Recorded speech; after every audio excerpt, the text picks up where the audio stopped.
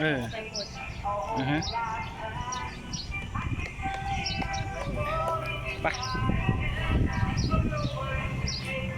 ยิ่งยืนตรงกลางนี่สวยกันเลยไม่เป็นไรต้องเอาลูกป้อมถ่าย ชอบขายแบบ อืมขากลับออกทางนู้นนะไม่ได้มาอีกแล้วนะ